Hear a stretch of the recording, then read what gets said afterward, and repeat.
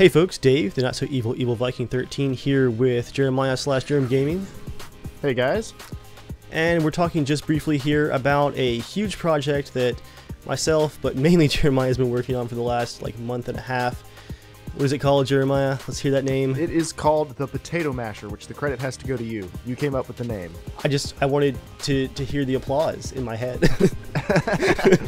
It's hard to pat yourself on the back and say the name at the same time. Exactly. So. I appreciate that. I can hear the applause right now. So what is the Potato Masher? The Potato Masher, we actually were challenged in the Casual Shenanigans Gaming Podcast, which if you don't listen to it, you should. But Joel, one of the other co-hosts, our resident console fanboy, challenged us. He challenged us that we could not build a PC for the price of a PS4 that would still be playing games as well as a PS4 4 or 5 years from now. Because it's not hard to build a PC that can play games as well as a PS4 for around the same price now. But, you know, the PS4 just came out. People are just learning how to program for it. And he says 4 or 5 years down the road, a PC will not be able to keep up without significant upgrades. So we settled on the price of $350 because in mid-November when we came up with this challenge, that's about what a good condition used PS4 was selling for. So we decided we could buy used parts, but we had to keep it to $350. We decided that we did not need to include a software license in that because Sony can sell theirs at a loss. They have to include software. They have to include an operating system. So we decided that didn't need to be a part of it. There are numerous ways to get cheap operating system licenses legitimately. And we talk about that in the video, but we decided we didn't need that. Of course, you don't need a monitor or a TV because a PlayStation doesn't come with that. And we did not count any costs of yearly subscriptions or anything else. We're assuming you're just buying the thing to play games. Right. If you want to add any subscriptions on top of that, that's up to you. Now, my question, Jeremiah, is why would you create this video, do this whole project, and just go on the internet and lie like this? Because I know that a PC requires at least $1,500 to be able to play games. So here's the thing. If you pay attention to people like Intel, they'll release, say their new processor. Every 18 months or so they come out with their new processor generation. Well, really all they change is it's a little more power efficient. It's maybe 10-15% faster, overclocks a tiny bit better.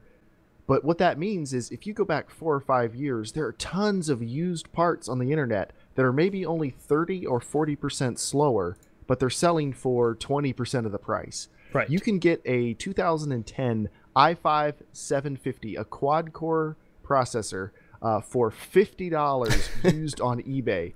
And yes, it's a 2.6 gigahertz quad-core, but it will wipe the floor with an AMD hexa-core from 2014. So it's still a pretty serious processor. I'm going to drop some spoilers right here. I want you guys to click on the annotation that's on the screen and go see the actual video because it goes into in-depth on the whole build and has a ton of game comparisons, PS4 compared side by side with this super budget $350 computer. But I am going to drop some spoilers, guys. This thing did a lot better than we expected. It was playing CRYSIS 3 at what settings, Jeremiah? I want to hear this again. It was able to play at everything on Ultra at about 35 to 40 FPS. But that does include AA being turned all the way up. Quite a few things. Like Ultra settings on most games aren't super well optimized. So if you drop them down to just very high, only very high, it can play things at a pretty consistent 60 FPS. And again, that's very high settings, 1080p on a computer that costs $350. So yeah, guys, this was a very fun challenge that Joel just kind of dropped in our laps, and we just couldn't resist it. It's just a very fun, not only thought experiment, but we figured, hey, everyone always talks about this kind of thing, but no one actually, puts their money where their mouth is. Let's see if it's actually possible. And Jeremiah's put some serious time into this. So click on the annotation on the screen or in the description. Go watch the full video and keep an eye out. Go ahead and subscribe over there on youtube.com/germgaming because over the next year or more, we're going to be dropping new videos as new games come out. Hopefully 4 to 5 years. Ideally, I want this to go till the next console generation comes out. I said at least in case you disappear into the world of photography again. That's true. In case I have to work. But yeah, guys, definitely expect new videos to come, and let's really see how long this little trooper of a computer can keep cranking out these kind of ridiculous numbers.